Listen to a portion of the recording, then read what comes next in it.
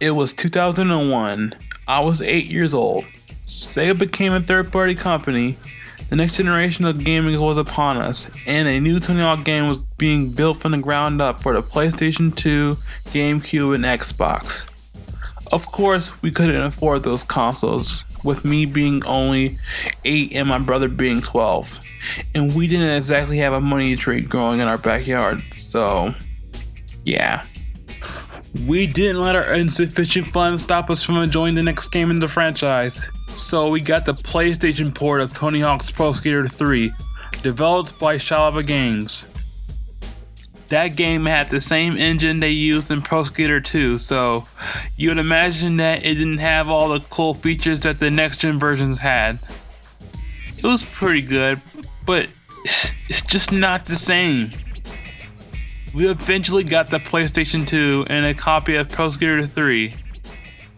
And that's what I'm going to talk about right now.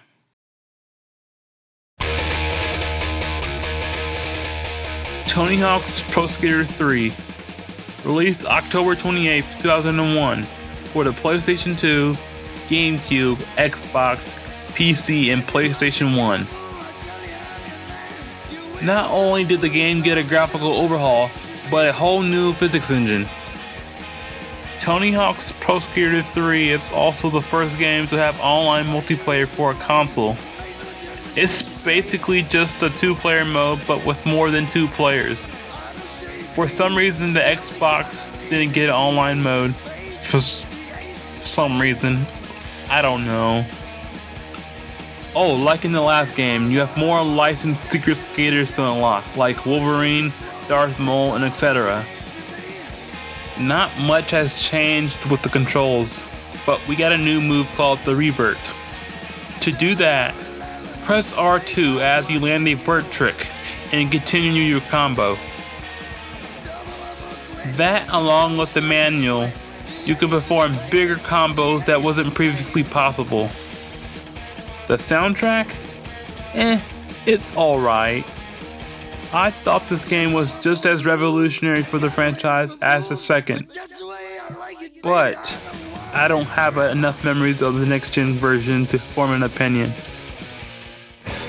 Tony Hawk's Pro Skater 4, released the following year on October 23rd, 2002 for the PlayStation, GameCube, PC, and Xbox.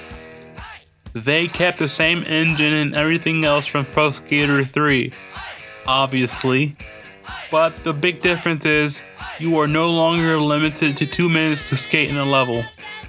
Instead, you can just go around and attempt goals at your leisure to earn money. That was an awesome feature for me because the fun doesn't have to end when the clock hits 0 anymore.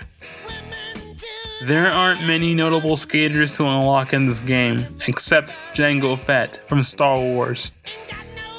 Sketching is the new trick of the game.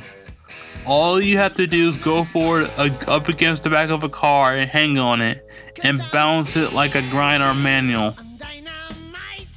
I don't find myself doing this very often, I just thought it was worth mentioning.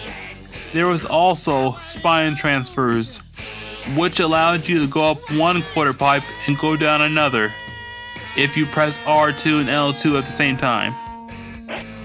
Just like the third game, I thought the soundtrack was alright. Not too many memorable songs, but I thought it was average at best. Like I said, I don't have enough memories with this one, but I do remember having more fun with this one. It's my favorite game out of the 2 games. This would be the last game to have the words Pro Skater in the title. Nope, that doesn't exist.